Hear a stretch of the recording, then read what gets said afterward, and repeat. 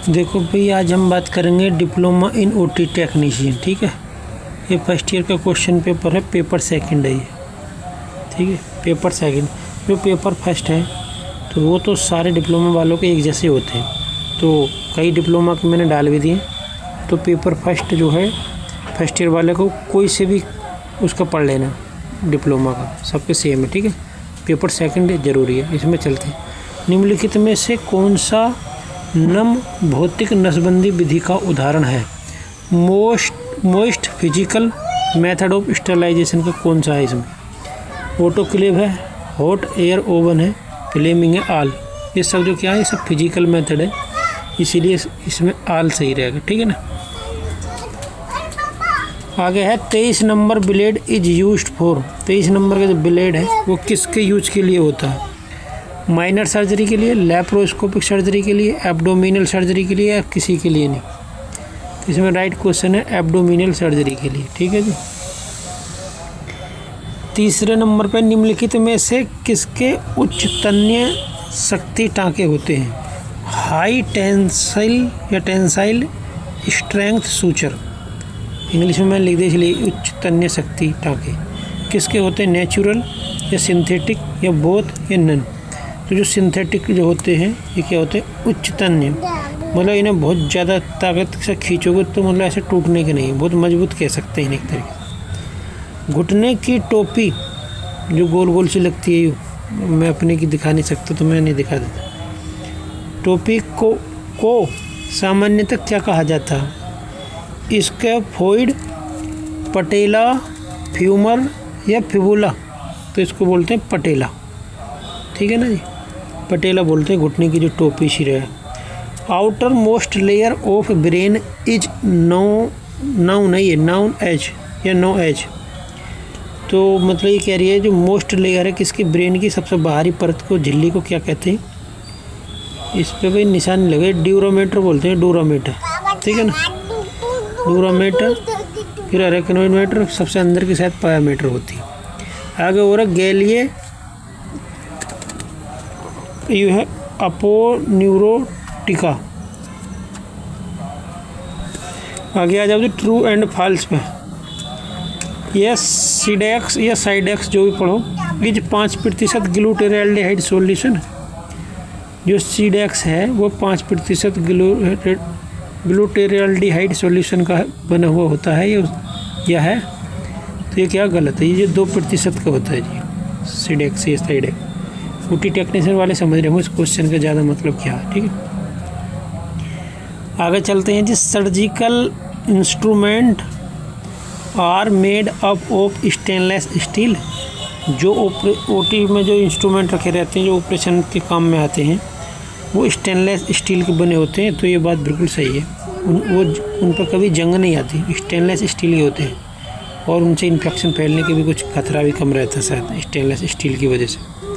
ठीक है, अब आगे चलते हैं जी नंबर 2.3 पे। कार्डियक अरेस्ट केसेस कम इन ग्रीन जोन ड्यूरिंग ट्राइएज।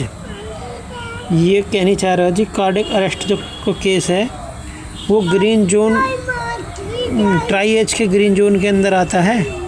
तो क्या जी गलत है, ये आना चाहिए रेड जोन के अंदर।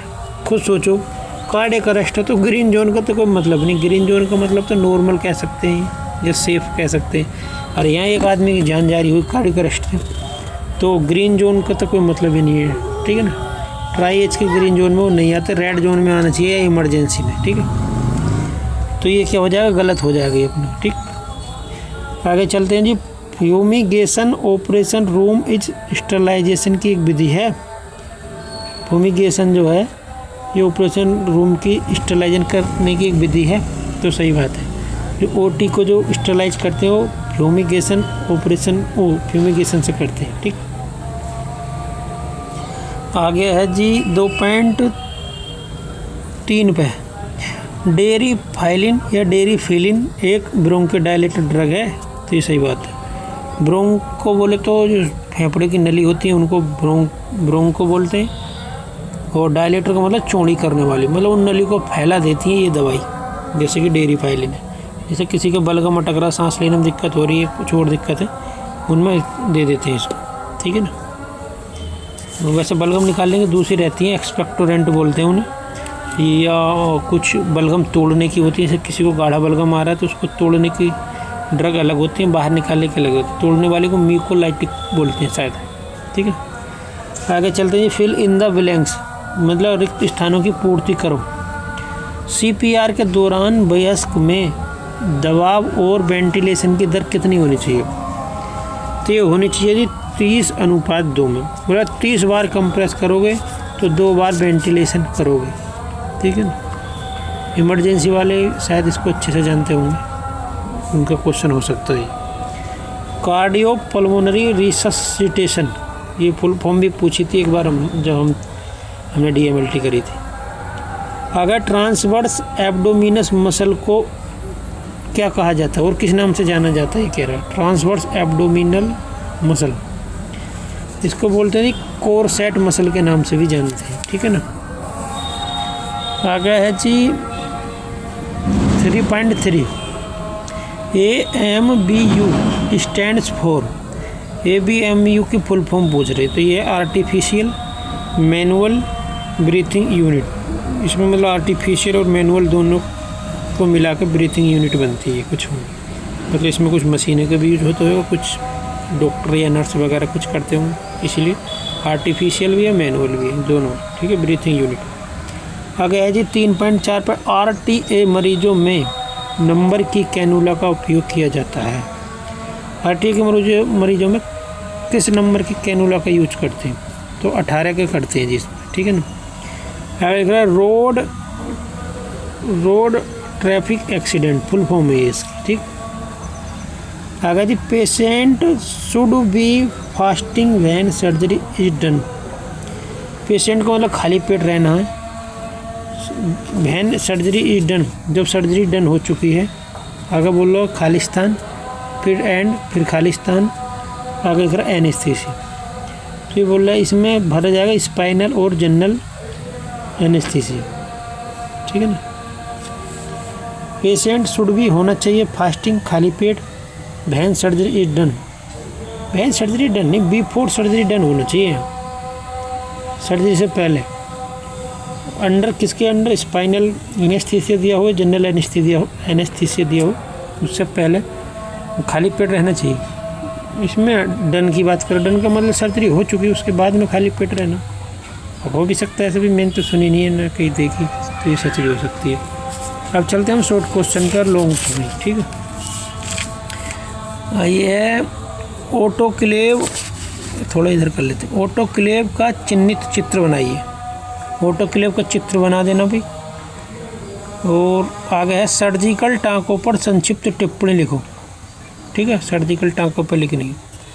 ऑपरेशन पूर्व देखभाल की परिभाषा दीजिए, मतलब ऑपरेशन से पहले जो मरीज की देखभाल करनी होती है, ऐसा तो है नहीं मरीज को सिर्फ 5-10 मिनट पहले ही ऑपरेशन से पहले हॉस्पिटल आएंगे, हो सकता है 10-12 घंटा पहले या 1-2 दिन पहले भी आ सकते हैं मरीज, तो उनकी 1-2 दिन पहले जो देखभाल करोगे ऑपरेशन से पहले उसके बारे में बतानी। अगर ट्राइएज पर शॉर्ट नोट लिख दो, संक्षिप्त टिप्पणी कर दो, मतलब ट्राइएज क्या है मैं तो जानता नहीं भी। पेट की अगली भित्ति के 9 क्षेत्र, मैं तुम्हें भी इसकी बता देता हूँ।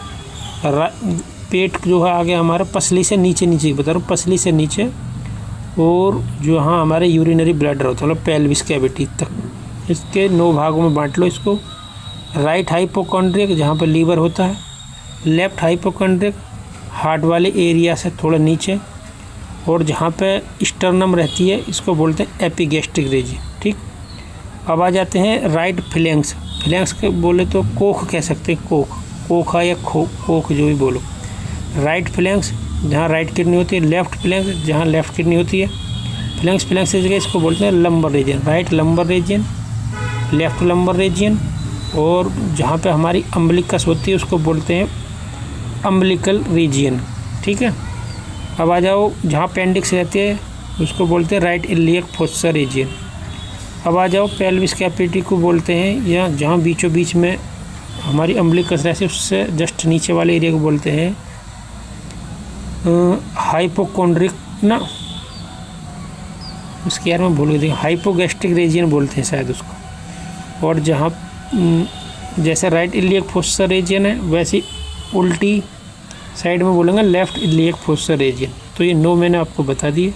Right hypochondriac, left hypochondriac, epigastric, paraumbilical या umbilicus region, right lumbar, left lumbar, right iliac fossa, left iliac fossa और हाइपोगैस्ट्रिक रीजन। शायद ये 9 हो गए। ठीक, अब आगे चलते हैं। त्वचा पर संक्षिप्त टिप्पणी लिखो, स्किन के बारे में लिख देना भाई। ठीक, कितनी लेयर की बनी होती है, एपिडर्मिस में कितनी लेयर होती हैं, डर्मिस में कितनी होती है, ये सब बताएं। लोग में सर्जरी में प्रयुक्त विभिन्न प्रकार की एनेस्थीसिया को आप कैसे समझा सकते हैं। सर्जरी में प्रयुक्त विभिन्न प्रकार के एनेस्थीसिया, जैसे general anaesthesia, local anaesthesia, spinal anaesthesia, जो भी होंगे बता देना भाई। BLS basic life support system, इसके बारे में बतानी है। इसके अनुप्रयोग और महत्व की चर्चा करनी है। विभिन्न प्रकार के सर्जिकल उपकरणों को चित्र सहित समझाएं। जो भी कौन कौन से उपकरण होते हैं मेरे को तो पता नहीं, मेरे को तो सब कैंची उस तरह से दिखाई देते हैं। ठीक है ना। आगे है मीडिया स्टेनियम कैविटी क्या है। ठीक है, ये बतानी है, विस्तार से लिखने इसके बारे में। PPE क्या है, पर्सनल प्रोटेक्टिव इक्विपमेंट है ये, इसके बारे में विस्तार से लिखनी है। Define sterilisation, very very important question है भाई, इसको रट लेना देखो। ठीक है, ये हर कुछ ज़्यादातर सब में आता है स्टरलाइजेशन। और इसके क्या प्रयुक्त विभिन्न विधियों को समझाएं। फिजिकल मेथड, गैस का मेथड, नेचुरल मेथड नहीं तमाम है। ठीक है, तो अब ये क्वेश्चन पेपर कंप्लीट होगा भाई। मेरे चैनल को सब्सक्राइब कर दे करो यार, इतनी मेहनत से लिख के लेके आता हूँ। मेरे पास कंप्यूटर वगैरह तो है नहीं, और है भी तो उसको में से निकालनी नहीं आएगी, इसलिए मैं हाथ से लिख के तैयार करता हूँ क्वेश्चन पेपर। तो मेरे चैनल को सब्सक्राइब कर दे करो, और मैं खूब सारे डालूँगा, तुम सब्सक्राइब करोगे तो। ठीक है, वीडियो बंद करते हैं भी।